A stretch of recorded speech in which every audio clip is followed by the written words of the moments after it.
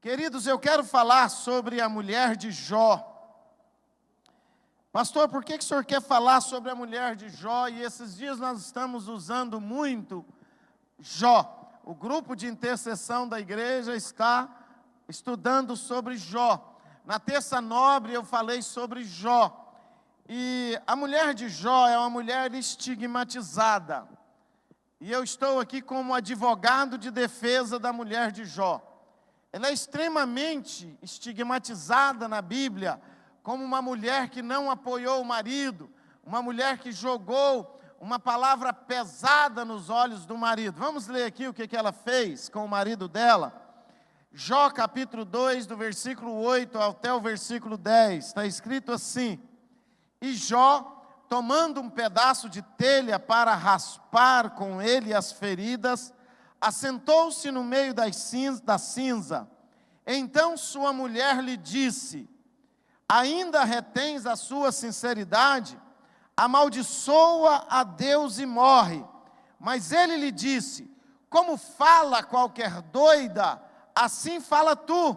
Recebemos o bem de Deus e não receberíamos também o mal? Em tudo isso não pecou Jó com os seus lábios. Põe a mão no coração e diga: Senhor Jesus, fala comigo. Senhor Jesus, fala ao meu coração nesta noite. Bendiga ao Senhor, que eu possa aprender a Tua palavra, ser, ó Deus, edificado através da Tua palavra nesta noite, em nome de Jesus. Quantos creem, digam amém. Deus vai falar com você. Então, queridos, esta mulher, ela estava vivendo alguns dilemas que só aparecem em situações de sofrimento.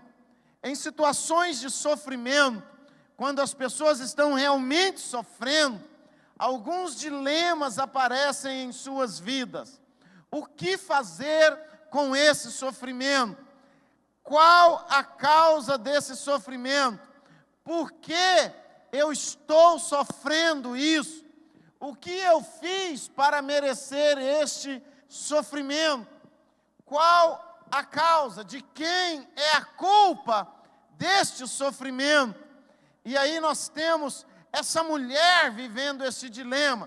O livro de Jó, ele é um livro mais filosófico do que teológico, porque o livro de Jó retrata a história de um homem íntegro, reto, temente a Deus, que passou por um incrível e maravilhoso, presta atenção na palavra, incrível e maravilhoso sofrimento.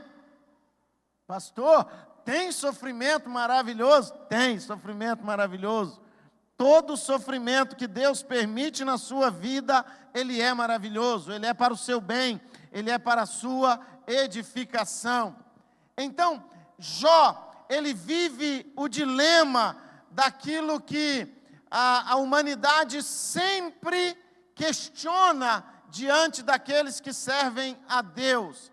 Satanás questiona a Deus dizendo assim: Ele te serve porque Ele tem tudo.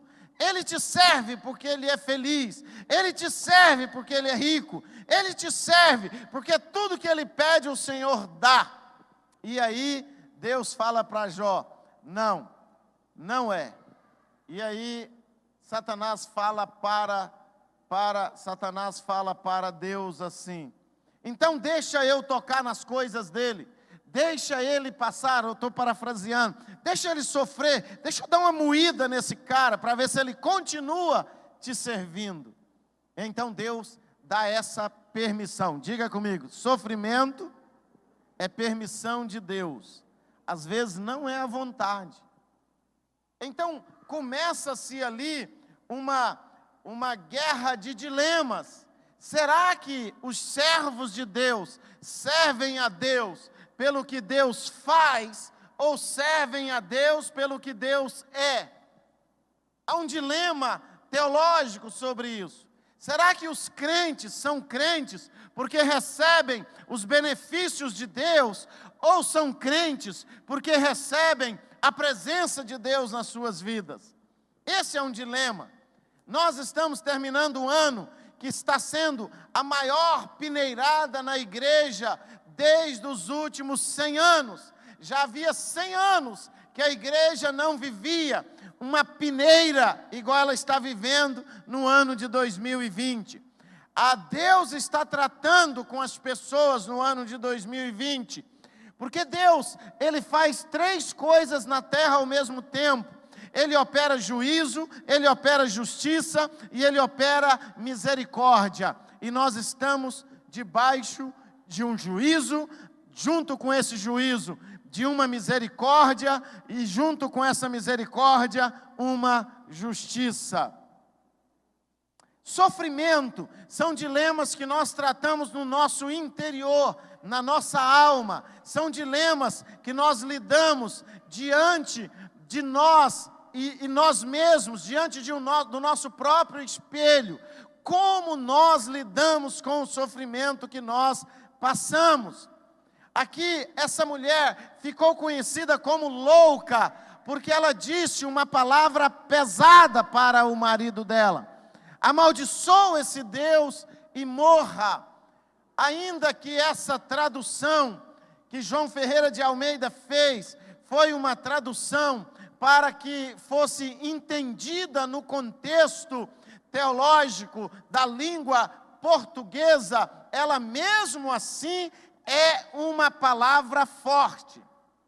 Porque no Oriente Médio, nas nações abrâmicas, nas nações onde Abraão é o pai daquelas nações, não existe uma palavra nos seus idiomas ali que falam a palavra, que utiliza a palavra amaldiçoar a Deus. Para um judeu é impossível essa expressão amaldiçoar a Deus. Mas essa mulher, ela estava usando uma expressão que nós utilizamos muito nos nossos dias a dia, no nosso dia a dia. Ela estava utilizando uma expressão que nós muitas vezes até oramos em prol disso. Vou dizer o que aconteceu aqui com esta mulher. Daqui a pouco nós vamos falar um pouco mais. Algumas qualidades que esta mulher tinha, eu quero destacar para você aqui. Por quê? Porque são qualidades que estão faltando hoje em quase todas as formas de relacionamento. Nesse caso aqui, essa mulher, ela era um relacionamento de marido e mulher, mas as qualidades que essa mulher vivificou, falta de maneira muito intensa nos relacionamentos entre irmãos, nos relacionamentos entre amigos, nos relacionamentos entre pais e filhos, nos relacionamentos entre patrão e funcionário, entre governo e sociedade. São valores que, se nós não resgatarmos eles, nós, o sal da terra, a luz do mundo, se não houver um resgate desses valores, nós padeceremos de maneira muito dolorida nos próximos séculos. Eu quero tratar com você quem era e como era a vida de Jó. Eu falei na terça-feira, Jó era descendente de Abraão. Ele era um dos descendentes da mulher de Abraão, que faleceu depois que Sara faleceu. Abraão se casou com uma mulher chamada Quetura, e ela gerou filhos e filhas de Abraão. E aqueles filhos e filhas de Abraão, daquela mulher, foram gerando nações ali no Oriente Médio. Foi destas nações surgiu a nação que hoje é conhecida como Jordânia. Na época, ela também ficou conhecida como a terra de Moabe, mas ali foi a nação aonde Jó cresceu e enriqueceu ali naquele lugar, como descendente de Abraão. Todo aquele povo ali conhecia Deus, todo aquele povo ali, de uma forma ou de outra, servia ao Deus de Abraão. Mas o que vale não é o que a história diz. O que vale é o que Deus diz quem era Abraão. E Quem era Jó, perdão? E aqui a Bíblia diz que Deus falou assim que ele era um homem sincero. Repete comigo, sinceridade. Falta ou não falta sinceridade nos dias de hoje? Qual que é o antônimo de sinceridade? Qual que é? Qual que é o antônimo de sinceridade? Falsidade. Qual que é o maior problema da falta de sinceridade? Não é a falsidade, chama covardia. Repete comigo, covardia. Covardia. Diga assim, covardia é quando eu deixo de fazer aquilo que precisa ser feito. Isso é covardia. Quando eu deixo de falar o que precisa ser falado, de fazer o que precisa ser feito, isso é covardia. Porque fazer o que precisa ser feito, nem sempre é o que eu quero fazer. Ou quase sempre. Nunca será o que eu gostaria de fazer. Nunca será aquilo que eu planejei fazer. E esse homem, ele era sincero. Reto significava que ele não tinha sombra de variação. Ele tinha uma conduta uniforme. Quem já estudou a física, movimento uniformemente, variado, uniforme. Ele era uniforme. Ele tinha uma maneira de conduzir. Sabe, quando alguém tem uma maneira de conduzir e alguém vai lá falar mal daquela pessoa e você fala, não, aquela pessoa não. Aquela lá eu conheço. Aquela pessoa lá, eu sei como é que ela se comporta. Eu sei que ela não faz o que você está dizendo que ela faz. E se ela fez, ela não fez por mal. Pode ter certeza que ela não fez por mal. Quem já viu essa história acontecer por muitas e muitas vezes? Assim, é uma pessoa reta, é uma pessoa previsível, é uma pessoa que a gente sabe como se comporta. Depois a Bíblia diz que ele era temente a Deus. Ser temente a Deus é princípio de sabedoria. Lá no livro de Eclesiastes fala, o temor do Senhor é o princípio da sabedoria. E por último, ele se desviava do mal. Olha que tarefa difícil. Que tarefa difícil se desviar do mal. É uma tarefa que ainda hoje é difícil ser realizada. Quando a gente vê, a gente já caiu na cilada do inimigo. O próprio apóstolo Paulo, com todo o entendimento teológico, com toda a espiritualidade dele, ele fala, o mal que eu não quero fazer, eu acabo fazendo. Quando de lá eu, que não sou digno nem de desatar as correias das alpargatas do apóstolo Paulo, quanto mais eu, o que eu não quero fazer, eu acabo fazendo. E ainda retém a sua sinceridade. Ele desvia do mal e retém a sua sinceridade.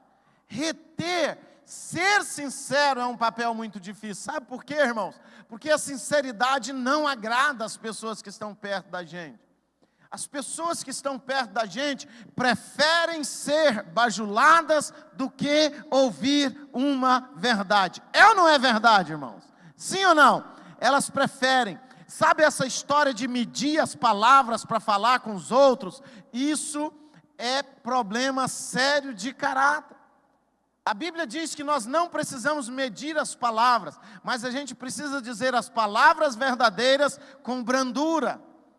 A palavra dura suscita a ira, mas quando você fala uma palavra branda, ela desvia o furor.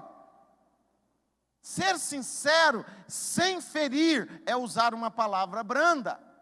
É não aplicar ira, é não aplicar humilhação nas palavras que você está falando. Você pode falar asperamente com uma pessoa, sem humilhar aquela pessoa. Você pode falar asperamente com uma pessoa, sem diminuir aquela pessoa. Você pode falar duramente com uma pessoa, demonstrando amor pela vida daquela pessoa. Pode ou não pode? Pode. Este era um homem chamado Jó. Como era a vida de Jó? Jó tinha uma vida de Eike Batista nos dias de hoje. Ele era multimilionário. Segundo a história secular, ele era o homem mais rico do Oriente Médio naquela época. Aqui está escrito assim, olha, e nasceram-lhe 7 filhos, 3 filhas. O cara tinha 7 filhos homens, é a perfeição. 7 filhos homens no Oriente Médio, naquele tempo, era ter o favor de Deus em todos os seus... Ter um filho homem era um aspecto de bênção. Ter 7 filhos homens era 7 vezes abençoado. 3 filhas e o seu gado, olha só, 7.000 ovelhas, 3.000 camelos, 500 juntas de boi, 500 jumentas, e também muitíssima gente ao seu serviço, de maneira que este homem era o maior de todos os do Oriente, e os seus filhos faziam banquetes de casa em casa, em casa de cada um no seu dia, e enviavam e convidavam as suas 3 irmãs, e comeram e beberam com eles. Repete comigo, a vida de Jó era uma festa. Hoje a festa é lá na casa da Gemima. Gemima foi depois. Hoje a festa é lá na casa de fulano. Amanhã a festa é lá na casa do Beltrano. Depois da manhã a festa era na casa do outro filho. E no outro dia a festa era na casa. E Jó, ele vivia assim, os filhos dele fazendo festa.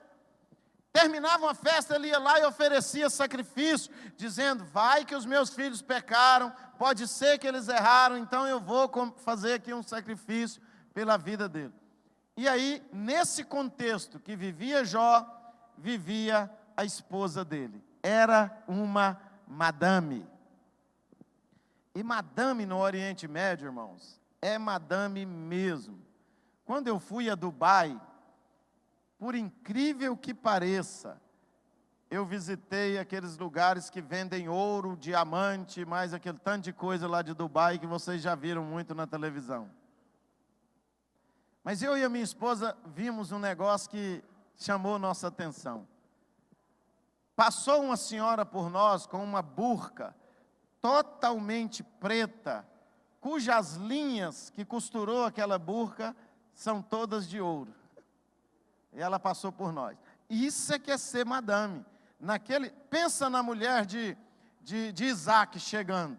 A Bíblia diz que ela veio despendurada de ouro. Ela veio cheia de badulaque.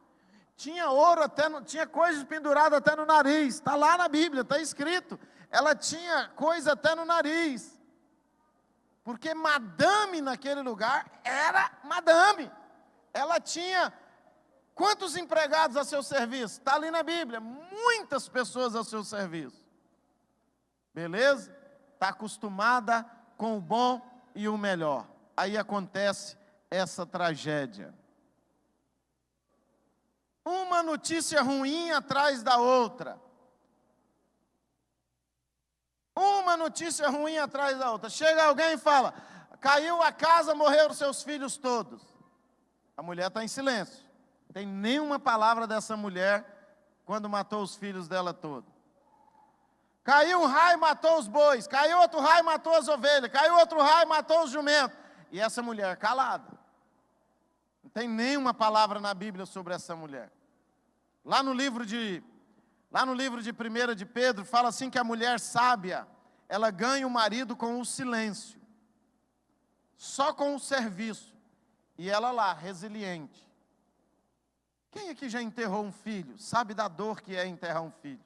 Quem já enterrou um neto? Sabe da dor que é enterrar um neto. Quem já enterrou um pai, uma mãe? Sabe da dor que é enterrar. Agora, enterrar 10 filhos. Sepultar 10 filhos.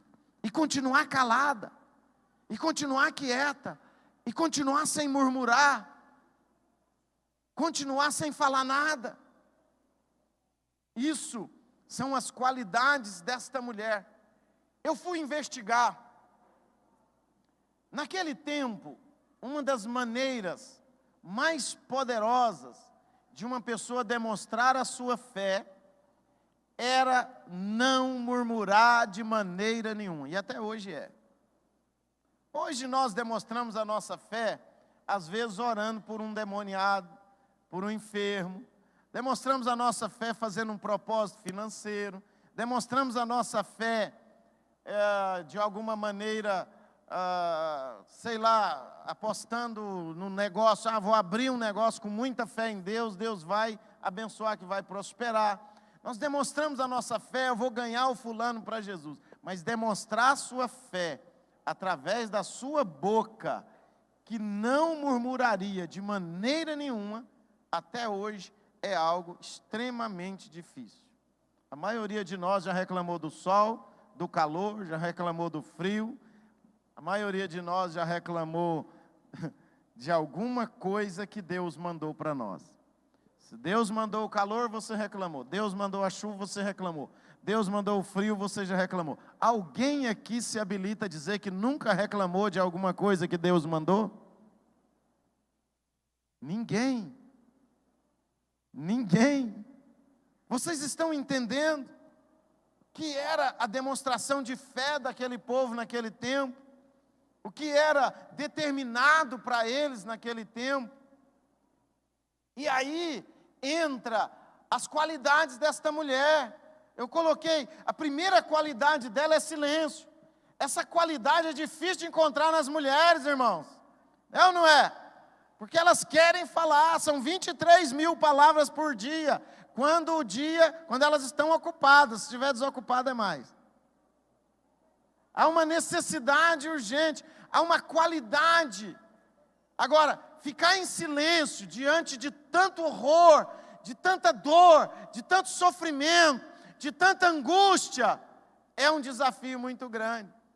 Pastor, as mulheres são conversadeiras? São, porque Deus fez elas conversadeiras, e é isso que faz elas bonitas e maravilhosas. Mas essa mulher soube fazer silêncio na hora certa. Soube fazer silêncio na hora certa. Essa mulher, ela soube que em determinado momento, palavras atrapalham. Sabe, queridos, diante do sofrimento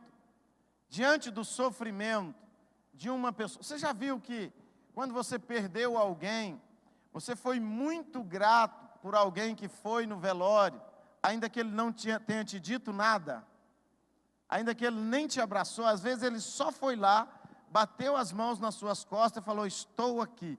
Gerou uma gratidão no seu coração, não é verdade? Sim ou não? Essa que essa mulher estava vivendo.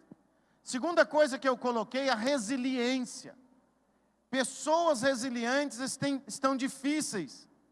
Eu me lembro, quando eu cheguei aqui em Aparecida, eu trabalhava em serviço pesado, braçal, carregando cimento, areia, brita, descarregando, e era tudo na pá, brita na pá, areia na pá, era tijolo furado, material de construção. Ainda hoje é um serviço pesado. Hoje, quando alguém vai procurar um emprego desse, numa loja, uma transformação, pergunta, tem pá carregadeira?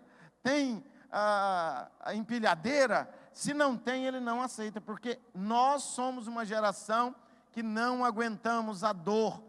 Entramos em depressão com muita facilidade, entristecemos com muita facilidade, tomamos remédios com muita facilidade. Fala a verdade, irmãos. Depois de perder 10 filhos, quem se habilita a dizer aqui que não entrava em depressão? No tempo de hoje. Para essa mulher, os 7 mil bois, os 7 mil ovelhas, os 5 mil jumentos, os 3 mil camelos, não tinha problema nenhum perder. Mas 10 filhos. 10 filhos. Resiliência, repete comigo, resiliência. É ser resistente à dor, é ser resistente ao trabalho pesado, é ser resistente ao sofrimento, é ser resistente à crise, é ser resistente aos problemas que aparecem. Hoje, tem um ditado que fala assim, quando a miséria entra na porta, o amor sai pela janela nos casamentos. A miséria entrou pela porta, o amor saiu pela janela. Usa-se a palavra divórcio como se fosse só trocar de roupa, trocar de camisa. A pessoa é resiliente, ele não permite essa palavra no vocabulário. Não permite essa palavra. Uma outra coisa que essa mulher fez, ela continuava com o marido. Já havia naquela sociedade uma conversa que tudo que havia acontecido com Jó era porque ele havia plantado. Os amigos de Jó já estavam jogando na cara dele: fala o seu pecado, o que você fez? Aonde foi que você errou? Isso não acontece com uma pessoa se ela não tiver pecado. Então aquela mulher estava ouvindo pelos 4 cantos que tudo que estava acontecendo com eles era culpa do marido dela. E o problema de tudo isso é que ela continua em silêncio. Todo mundo falando e ela continua em silêncio. Deixa eu dizer um negócio para você, irmãos. É muito difícil encontrar um amigo que fica perto da gente no dia da miséria. É uma peça rara. É uma peça rara. A Bíblia fala que só 3 amigos de Jó foram visitá-lo. E olha que ele tinha muitos irmãos e irmãs. O pai de Jó estava vivo quando ele passou por esse problema. O pai dele não foi. Porque quando chega a miséria, irmão, sabe quem é que limpa a ferida de quem está na pior? São os parentes, são a família. Quem limpa você é a sua família. Quem cuida de você é a sua família. E são as pessoas que você mais briga. Às vezes são as pessoas que você mais despreza. É o seu marido, é a sua esposa, são seus filhos, são seus pais. E na verdade, quem é que zela de você, que cuida de você no dia da sua miséria, é essa pessoa. Cadê os irmãos de Jó para limpar as feridas dele? Cadê os parentes de Jó? Não, só estava lá a mulher dele. A miséria de Jó era tanta que os amigos dele chegaram lá e choraram com ele 7 dias, vendo a miséria dele. Está escrito aí na Bíblia, capítulo 2. Eles sentaram na cinza e choraram 7 dias. E essa mulher estava lá, em silêncio. Olha só, quer ver um negócio? Aconteceu um negócio interessante, é o barco começar a afundar. Os ratos são o primeiro a pular dele. É uma empresa começar a falir, os ratos são o primeiro a pedir demissão. É um casamento começar a ruir, os amigos, ao invés de ajudar, colocam a lenha na fogueira. Quando uma empresa está afundando, ao invés de você ir lá, ajudar, comprar lá, perguntar para o cara o que está precisando, você faz ele largar, de que eu vou lá não, que ele está falindo. Eu não vou lá não, porque ele não vou mais vender para ele não, que ele não vai dar conta de pagar. As pessoas começam a pular do barco. É ou não é verdade, irmão? Sim ou não? Mas a mulher de Jó continuava com ele. Eu coloquei uma verdadeira companheira na riqueza e na pobreza, na saúde e na enfermidade. Essa foi a mulher de Jó. Isso são qualidades que estão faltando nos nossos dias. São qualidades que estão faltando. As pessoas não têm retidão, não têm honestidade, não têm sinceridade. Quando eu era jovem, eu achava que eu tinha muitos amigos. Eu achava que eu tinha uns 200 amigos. Aí passou um tempo da minha vida, eu descobri que eu só tinha 100. Passou mais um tempo, eu descobri que eu só tinha 50. Esses dias eu estava tentando contar para ver se eu tenho 10 amigos. Talvez eu não tenha 10 amigos. Eu estou te falando isso porque isso acontece com você também. Para de ser iludido e presta atenção para você ver. Quem ao seu lado, eu vou usar uma palavra pesada, qual amigo você tem que você acha que passaria uma noite com você no hospital? Zelando de você, limpando você, trocando sua fralda. Fala para mim. Quem Pega o seu rol de amigos todinho. Aí você vai descobrir que eles não fizeram isso para os pais deles. Eles não fizeram isso para a mãe deles. Eles não fizeram isso para o irmão deles. Eles não fizeram isso, talvez, para um filho. Vai fazer para você?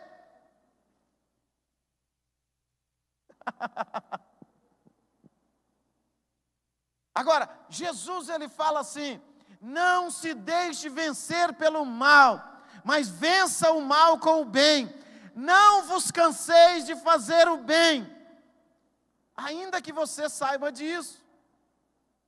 Ainda que você saiba disso. Eu vou mostrar para vocês, cadê os amigos de Jó? A mulher dele estava lá. Por isso eu sou advogado de defesa dessa mulher. E eu quero encerrar essa palavra. Tem muita coisa para falar, mas o tempo acabou. O que ela fez aqui? Ela se indignou, diga comigo, indignou. Ela se indignou quando ela viu a situação do marido. Lá no texto, passa aí para mim. Lá no texto, volta aí, deixa aí. Lá no texto está falando assim, olha, e Jó, tomando um pedaço de telha para raspar com ele as feridas, assentou-se no meio das cinzas. Quem já sabe o que é isso daqui? Jó, ele estava com feridas purulentas. Essa palavra purulenta é aquela ferida que fede, mal cheirosa. Você tem que fazer limpeza 2, 3 vezes no dia. Essa ferida tem que ser uma enfermeira, né, Paulinha? Bem resiliente para fazer. Ela trabalha no Hospital do Câncer, ela sabe disso. Tia Carmen trabalha no Hospital do Câncer, também sabe disso. Tem que ser uma pessoa extremamente devotada para ir lá limpar esse tipo de ferida. Esse tipo de ferida, ele tinha um tratamento, naquele tempo, com coisas mais frias, mais frescas, e era por isso que passava a telha, porque estava ardendo, coçando. Entendem isso, irmãos? Quando aquele pus ia escorrendo, coçava, então Jó colocava a telha. Agora olha para mim. Quantos já tiveram um parente nessas... eu esqueci de falar. Por que sentava na cinza? Geralmente, ferida purulenta, a gente joga um pozinho seco para tirar a umidade, para cicatrizar. E nós sabemos que cinza é um excelente cicatrizante. As pessoas escovavam os dentes quando não tinha colinos com cinza. Cinza era utilizado para fazer sabão. A gente tira de quadra da cinza. A cinza era utilizada como fertilizante. A cinza, até hoje, ela é utilizada como fertilizante. Então se coloca um pó para poder secar aquela ferida. Ele não estava sentando na cinza porque queria. Porque tinha feridas na bunda, tinha ferida na perna, tinha ferida nas costas. Ele estava todo cheio de feridas. E a mulher dele viu ele naquela situação. E o que nós fazemos quando nós vemos um parente nosso nessa situação, Marcelo? O que nós fazemos? Ó Deus, não deixa ele nesse sofrimento. Ou o Senhor cura ele, ou leva ele. Não é assim que a gente faz na oração? Não é assim que a gente faz? Eu já fiz essa oração. É assim que a gente faz. Isso que essa mulher fez. A palavra foi traduzida por amaldiçoa esse Deus, mas lá no original hebraico é bendiga a esse Deus e morra. Ela estava fazendo uma ironia. Reclame para Deus e morra. Fala para Deus que você quer morrer. Reclama para Ele. Em outras palavras, ela estava dizendo: pode murmurar na situação que você está aí, não tem problema murmurar não. Pode reclamar. Mas a demonstração de fé naquele tempo era não murmurar. Qual que era a demonstração de fé? Não murmurar. Ela estava pedindo: Jó, desiste. Entrega a sua vida para Deus. Reclama para Deus da sua situação e morre. Mas a Bíblia diz que Jó não reclamou. Jó estava morto-vivo. Ela não aguentou ela aguentou ver os filhos morrer, calada. Perder os bens, calada. Mas ver o amor da vida dela, a pessoa que cuidava dela, sofrendo, ela não aguentou. Ela não aguentou o sofrimento do marido. E então ela falou isso. Mas Jó deu uma repreensão. Você fala como os loucos. Algumas pessoas dizem, a mulher de Jó era louca. Não, a Bíblia diz, você está falando como os loucos, mas você não é louca. Os valores de fé, retidão, honestidade, cumplicidade, companheirismo, amizade, nesse casal é incrível. Incrível, incrível, incrível. Muito difícil de aguentar. Muito difícil de suportar. Porque uma coisa é você estar doente, outra coisa é você cuidar de um doente. Você sabe por que Satanás não quer tirar você da igreja? Satanás quer deixar você como crente ferido dentro da igreja. Porque para cuidar de um crente ferido dentro da igreja, precisa de pelo menos 4 crentes sarados. Enquanto esses 4 crentes sarados está cuidando de um crente ferido, esses 4 crentes não estão ganhando alma, não estão pisando na cabeça do diabo, não estão invadindo o inferno, saqueando o inferno. Por isso ele não quer tirar você da igreja, ele quer ferir você dentro da igreja. Ele quer magoar você dentro da igreja, ele quer entristecer você dentro da igreja, ele quer decepcionar você dentro da igreja. Porque toda vez que ele fere um crente, ele anula 5. Pelo menos 5. Tem crente ferido, como às vezes ele é obreiro, às vezes ele é líder, às vezes ele tem influência na igreja. Se ele for uma pessoa influente na igreja e ele fica doente dentro da igreja, Satanás está anulando 100 pessoas de uma vez. Está anulando, está bloqueando o ministério de 100 pessoas de uma vez. Para você entender como terminou a vida de Jó. E como vai terminar a sua vida. Lá no capítulo 42 fala assim, olha, e o Senhor virou o cativeiro de Jó. Em outras Bíblias fala, mudou a sorte de Jó. Quando orava pelos seus amigos, o Senhor acrescentou a Jó outro tanto, em dobro a tudo quanto possuía. Então, olha só essa palavra aqui. Agora sim, agora tem amigo de sobra. Então vieram a ele todos os seus irmãos. Onde estava esse povo, gente? E as suas irmãs. E todos quantos dantes o conheceram. Olha só, agora não é mais os 3 amigos. Agora já é uma multidão. E comeram com ele. Olha só. E comeram com ele pão em sua casa. E se condoeram dele. E consolaram de todo o mal que o Senhor havia enviado. E cada um deles lhe deu uma peça de dinheiro. E cada um pendente. E cada um pendente de ouro. E assim abençoou o Senhor o último estado de Jó, mais do que o primeiro. Porque teve 14.000 ovelhas, 6.000 camelos, 1.000 juntas de boi, 1.000 jumentos, e também teve 7 filhos e 3 filhas de novo. O seu comportamento determina como você vai terminar. Não é o comportamento dessa igreja, não é o comportamento do seu marido, não é o comportamento da sua esposa, é o seu comportamento. Jó teve um comportamento independente do comportamento da esposa dele. É o seu comportamento que determina como vai terminar a sua vida.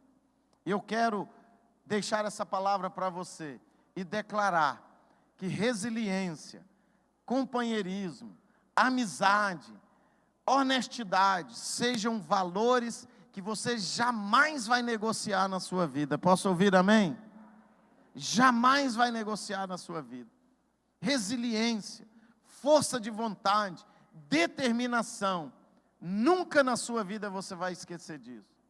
Porque Jesus disse assim: Bem-aventurado os que choram, porque eles serão consolados.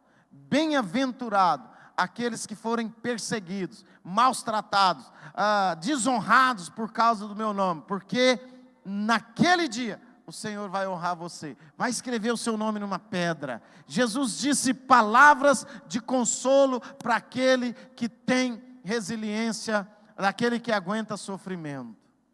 Como diz o apóstolo Pedro, quando ele foi ser crucificado, ele disse assim: eu não gostaria de ser crucificado de cabeça para cima como meu mestre, eu não sou merecedor disso. Pode me crucificar de cabeça para baixo? E ele foi crucificado de cabeça para baixo, porque ele nem se achava digno de ser crucificado de cabeça para cima como foi o Senhor Jesus. Posso ouvir amém? Que tipo de cristão nós somos hoje? Como nós vamos terminar a nossa vida? Como nós vamos terminar a nossa fé? Fica de pé e vamos orar.